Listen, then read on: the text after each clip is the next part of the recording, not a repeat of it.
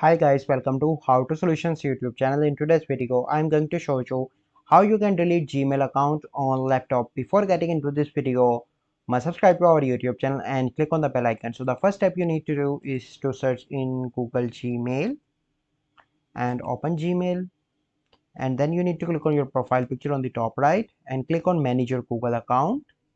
And here you need to click on privacy and personalization. Here is an option manage your data and privacy. Click on that option, and here you need to scroll and you will find in more options delete your Google account, delete your entire account and data. Click on that option.